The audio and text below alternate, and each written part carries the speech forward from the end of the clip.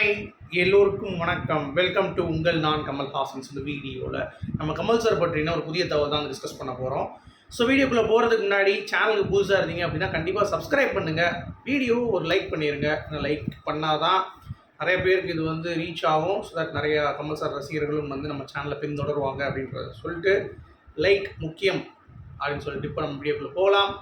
So இன்றைக்கி Kamal sir வந்து பார்த்தீங்க அப்படின்னா தக்லை ப்ரமோஷன்ஸ்க்கு கொச்சி வந்து போயிருந்தார். ஸோ அங்கே போயிட்டு அவருடைய ப்ரெசன்ஸ் அப்படிங்கிறது ஓவர்வெல்மிங்காக இருந்தது. ஆனால் யாருமே ஆர்டிஸ்ட் வந்து வரல. மேபி கால் ஷீட் ப்ராப்ளமாக இருக்கும்னு நினைக்கிறேன். நான் த்ரிஷா இல்லை, சிம்பு இல்லை, ஏஆர் ரஹ்மான் இல்லை, மணிரத்னம் அவர்களும் இல்லை. ஸோ ஜஸ்ட் வந்து பார்த்தீங்கன்னா நம்ம ஜோஜு ஜார்ஜ் இருந்தார், அபிராமி அவர்கள் வந்திருந்தாங்க, அப்புறம் நம்ம அசோக் செல்வன், நம்ம கமல் சார் அவ்வளோதான் இருந்தாங்க இன்றைக்கி டீம்.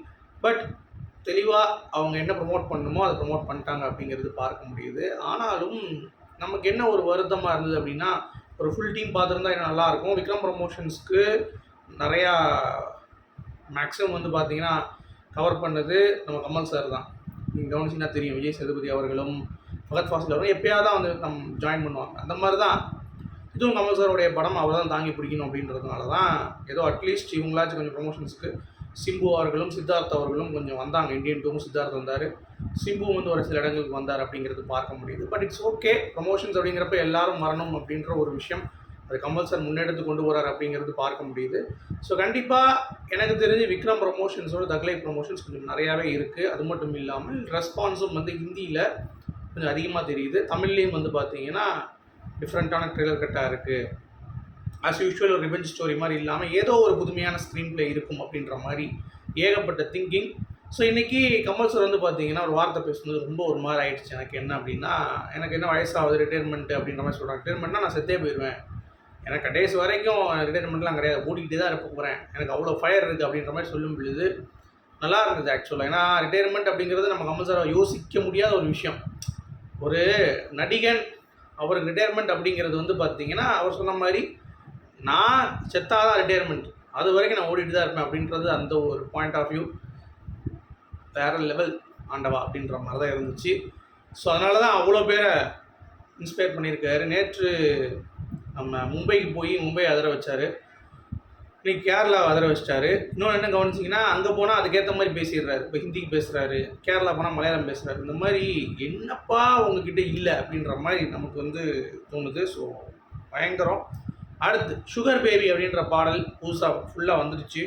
ஸோ அதில் பொறுத்த வரைக்கும் சிங்கர் இந்திராணி அப்படின்ற கேரக்டரில் வந்து பார்த்திங்கன்னா நம்ம த்ரிஷா பண்ணுறாங்க. ஸோ அவங்க பாடகி.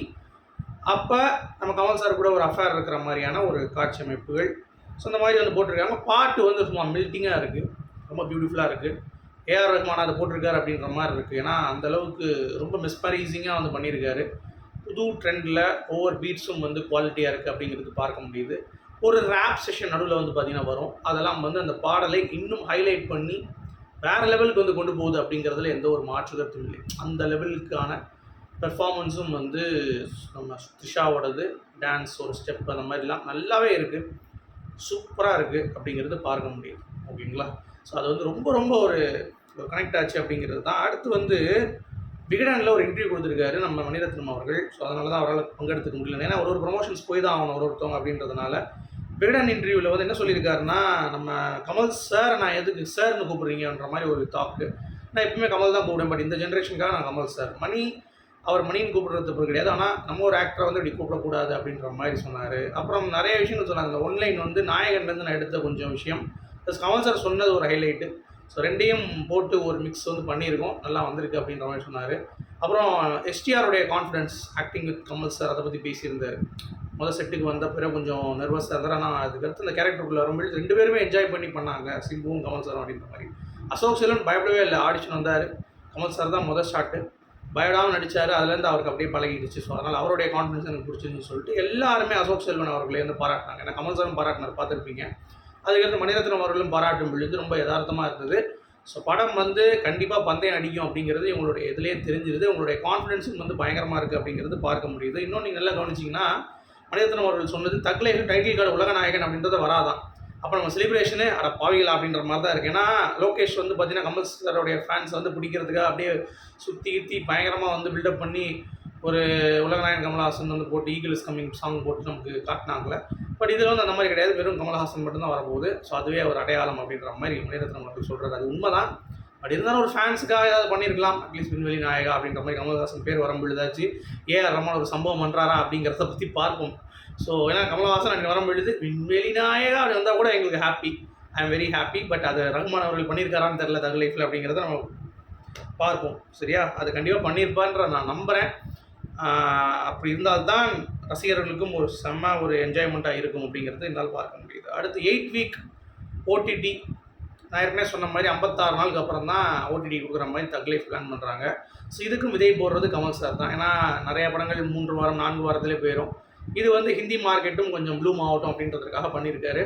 ஸோ இதே அடுத்து கூலியும் வந்து ரஜினிகாந்த் அவர்கள் ஆரம்பிப்பாங்கன்ற மாதிரி சொல்கிறாங்க. ஏன்னா பெரிய பட்ஜெட் படங்கள் பண்ணால் தான் அடுத்தடுத்து வர படங்களும் வந்து அதை பண்ணுவாங்க அப்படின்றதுனால அது ரொம்ப நம்ம வரவேற்கணும் அப்படின்றது தான் பாயிண்ட். சரியா, அடுத்து KS237 ஜூன் 12 ஷூட்டிங் ஆரம்பம். என்னப்பா சொல்கிற? ஆமாங்க, கமல்ஹாசன் சார் அதுக்கு தான் அந்த உடம்பை வந்து இழைச்சிருக்காரு அப்படிங்கிறது பார்க்க முடியுது. 45 நாள் ஷூட்டிங், அவ்வளோதான், 45 டேஸு. ஸோ அது ரேப் ஆயிரும். அதுக்கடுத்து நோ ஹீரோயின் அந்த படத்தில், பிஜிஎம் தான் மெயின் த்ரில்லாக இருக்க போது. ஸோ முழுக்க ஒரு செம்ம ஆக்ஷன் ஃபிலிமாக இது இருக்கும் அப்படின்ற மாதிரி சொல்கிறாங்க. So we are waiting. KS237 after 1 week release of Thug Life ஆரம்பமாக போகுது அப்படிங்கிறது பார்க்க முடியுது. சரி, ஆஸ்கார் சப்மிஷன் கமல் சாரோடைய படங்கள் எவ்வளோ அப்படின்னு சொல்லிட்டு ஒரு குவிஸ் தான் அது. யாருக்கெல்லாம் தெரியும் கீழே வந்து கமெண்ட் செக்ஷனில் சொல்லுங்கள். ஸோ கரெக்டாக இருக்கிறவங்களுக்கு நான் வந்து ஹார்ட்டின் போடுறேன். ஓகே, இது ஒரு சும்மா ஒரு இன்ட்ராக்டிவாக வச்சுருக்கிறதுக்காக. ஆஸ்கார் சப்மிஷன்ஸ் கமல் சாருக்கு எத்தனை படங்கள் போனது அப்படிங்கிறதை கீழே கமெண்ட் செக்ஷனில் கண்டிப்பாக வந்து பார்த்தீங்கன்னா சொல்லுங்கள். ஓகே, அடுத்து ரொம்ப முக்கியமான ஒரு அப்டேட் என்னென்னா, விண்வெளி நாயகன் அந்த சாங் இருக்குல்ல, அது வந்து ஐடியா பண்ணதே வந்து நம்ம ஏஆர் ரஹ்மான் தானா. என்னப்பா உலக நாயகன் சொல்லிட்டாரு, இது வேறு மாதிரி பண்ணணும்னு சொல்லிட்டு விண்வெளி நாயகா அப்படின்ற மாதிரி அவர் தான்.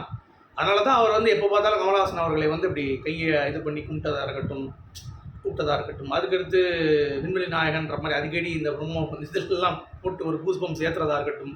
ஸோ கண்டிப்பாக டைட்டில் கார்ட்லேயும் அவருடைய மேஜிக் இருக்கும்னு நினைக்கிறேன். ஸோ வெயிட் பண்ணி பார்ப்போம். அடுத்து ஏஐயோடைய டாமினன்ஸ் பற்றி கமல் சார் பேசியிருந்தார். என்ன அப்படின்னா, அது நம்மளெல்லாம் டாமினேட் பண்ணுற அளவுக்குலாம் கிடையாது, நம்ம நடிக்கிறது தான் கடைசி. அது வந்து என்ன பண்ண முடியும் அப்படின்னு பார்த்தீங்கன்னா, ஓரளவுக்கு நம்மளை கூட போட்டி போடும், பட் நம்மளை மிஞ்சிடாது எப்பயுமே. அதனால் நீங்கள் அதை பற்றி பயப்படாதீங்க. ஏஐ தனி ட்ராக் தான், அதை நம்ம வந்து ரொம்ப கான்சன்ட்ரேட் பண்ணி ஒரு விஷயம் பண்ணணும் அப்படின்றத நம்ம யோசிக்கவே வேண்டாம், அதை அப்படியே விட்டுருங்க. அது எப்போ இதாகுதோ அது வரட்டும், எல்லாம் கற்றுக்கிட்டோம் அப்படின்ற மாதிரி சிம்பிளாக சொல்லிட்டாரு. சரியா, அடுத்து கமல் சாரோடைய கான்ஃபிடன்ஸ் பாருங்கள். இந்த தக் லைஃப்பில் இந்த படம் ரிலீஸ் ஆச்சு அப்படின்னா நாயகன் படம் மறந்துடும் அப்படின்ற மாதிரி சொல்லியிருக்காரு. என்னப்பா அது இவ்வளோ கான்ஃபிடண்ட்டாக சொல்லியிருக்காரு அப்படின்ற மாதிரி இருக்குது. பட் அவர் படத்துக்கு அவர் கான்ஃபிடென்ட் வைக்கலன்னா வேறு யார் வைப்பா அப்படின்றது தான் ஒரு பாயிண்ட்டு. சரியா, அடுத்து ரொம்ப முக்கியமான ஒரு அப்டேட் வந்து, அவருக்கு ஒரு படம் அப்படின்றது வந்து பார்த்தீங்கன்னா ரொம்ப ஸ்ட்ரெஸ்டாக இருக்கும் பொழுதோ கமல் சாருக்கு மலையாள படத்தை தான் வந்து விரும்பி பார்ப்பாராம். ஸோ அது வந்து ஆறுதல் கொடுக்கும். இல்லைன்னா கே பாலச்சந்திரன் அவர்கள்ட்ட பேசுவாராம். முந்தி நிறைய கற்றுக்கிட்டதும் மலையாள சினிமாவாலையும் கே பாலச்சந்திரன் அப்படின்னு சொல்லிட்டு இப்போ மும்பையில் கூட அவர் வந்து பேசியிருக்கார் கமல் சார். அடுத்து வையாபுரி அவர்கள் இந்த ட்ரெய்லரை பார்த்துட்டு அழுதுட்டாராம். அவரும் சரி பக்ஸும் சரி மாற்றி நமக்கு இந்த படத்தில் ஒரு வாய்ப்பு கொடுத்துருக்காங்களே அப்படின்ற மாதிரி எழுதிருப்பாங்கன்னு நினைக்கிறேன். அதுதான் வந்து அவர் மேடையில் ரொம்ப பயங்கரமாக பேசியிருந்தார். அப்புறம் வந்து நான் ஏற்கனவே சொன்ன மாதிரி த்ரிஷா அவர்களுடைய விமர்சனம் இந்த படத்துக்கு கண்டிப்பாக, ஏன்னா இந்த ஷார்ட்ஸ்லாம் வந்த பிறகு ட்ரெய்லரில் அவங்க வந்து கமல் சார் கூட க்ளோஸாக இருக்கிறதான் பார்த்துட்டு கேட்க ஆரம்பிச்சிட்டாங்க. அதுக்கு ஒரே பதில் தான், என்ன அப்படின்னா, இதில் வந்து நான் சைன் பண்ணுற பேர் தெரியும் இந்த கேரக்டர்ன்ட்டு, நாங்கள் 2 பேரும் கெமிஸ்ட்ரி ஏற்கனவே நல்லா ஒர்க் அவுட் ஆகிட்டு இருக்கு, இது நல்லா இருக்கும் அப்படின்றத நான் சைன் பண்ணிட்டேன் அப்படின்ற போய் வாயை உடச்சிட்டாங்க. அதாவது வாயை அடைச்சிட்டாங்க, இல்லை த்ரிஷா வாயை உடச்சிட்டாங்க அப்படிங்கிறது தான். ஸோ தரமான விமர்சனம். அடுத்த 60 செகண்ட் வித் அபிராமின்னு சொல்லிட்டு ஒரு சின்ன ஒரு போர்ஷன் பண்ணியிருந்தாங்க. அதுலேயும் அவங்க எப்போ பார்த்தாலும் கமல்ஹாசன் புராணம் தான். இப்படி ஒரு ஃபேன் கேலா அப்படின்ற மாதிரி நம்மளே வந்து பார்த்திங்கன்னா வியந்து போயிட்டோம். அந்தளவுக்கு வந்து பார்த்திங்கன்னா அவங்களுடைய இம்பேக்ட் வந்து இருந்தது அப்படிங்கிறது பார்க்க முடிஞ்சிச்சு. அடுத்து இந்த சிம்புவுக்கு வந்து ஒழுங்காக கொடுக்கல ஸ்க்ரீன் அப்படின்னு பேசினவங்களுக்கெல்லாம் மிஸ்டர் பாரத் படத்தில் ரஜினி மற்றும் சத்யராஜ் நடிச்சிருந்தப்ப சத்யராஜோடைய போர்ஷனே கடைசி படம் லிங்க் தான் கட் பண்ணிட்டாங்களாம். இது ரஜினிகாந்த் அவர்கள் ஃபோர்ஸ் பண்ணி பண்ணிட்டார் அப்படின்ற மாதிரி சொன்ன உடனே சத்யராஜ் மனக்கசப்பு ஏற்பட்டுருக்கு. ஸோ நீங்கள் யோசிச்சு பாருங்கள், முந்திலாம் அப்படி இருந்திருக்காங்க, தன்னுடைய சூப்பர் ஸ்டார் அப்படின்னு நான் ஹீரோ அப்படின்றத காட்டியிருக்காங்க. பட் கமல் சார் அப்படி கிடையாது. அது இப்பையும் சிம்பு அவர்கள் கூட சேர்ந்து நடிக்கும் பொழுதும் அவருடைய அந்த பாயிண்ட் ஆஃப் வியூ வெளிப்படுது பார்த்தீங்களா. ஸோ அதுதான் சொல்கிறேன். அதாவது எனக்கு தெரிஞ்சு ஒரு யங் டேலண்ட்டுக்கும் இல்லை எல்லா ஆர்டிஸ்ட்டும் நான் எடுத்துகிட்டு வந்துட்டு 1000 கோடி அடிக்கிறேன் அப்படின்னு சொல்லி போகிறதுக்கு அதுக்கு நம்மளுடைய பசங்க யாராவது நமக்கு growth கொடுக்கணும் அப்படின்றதுக்காக கமல் சார் பண்ணுறாருல. இப்போ ஃபகத் ஃபாசிலாக இருக்கட்டும், விஜய் சேதுபதியாக இருக்கட்டும், இதில் வந்து பார்த்தீங்கன்னா சிம்புவாக இருக்கட்டும், அசோக் செல்வனாக இருக்கட்டும், இவங்களுக்குலாம் வாய்ப்பு கொடுக்கணும், அவங்களுக்கும் ஸ்க்ரீன் ஸ்பேஸ் கொடுக்கணும்னு சொல்கிற அந்த மனசு அது கண்டிப்பாக கமல் சார் கண்டிப்பாக முதல் 1000 கோடி அடிக்கக்கூடிய படம் தமிழ்லேருந்து கமல் சாருடைய படமாக தான் இருக்கும். இதை நீங்கள் எழுதி வச்சுக்கோங்க அப்படிங்கிறத நான் இங்கே வந்து மென்ஷன் பண்ணிக்கிறேன். சரி, அப்புறம் இன்றைக்கி பிறந்தநாள் மோகன்லால் அவர்களுக்கு. மோகன்லால் கமல் சாருக்கு எப்பயுமே ஒரு நல்ல பாண்டிங் தான். 2 பேரும் வந்து பயங்கரம். இவரை விட்டு கொடுக்க மாட்டார் மோகன்லால் அவர்கள். கமல் சார் பெரிய நடிகர், மிகப்பெரிய நடிகர்னு சொல்லுவார்.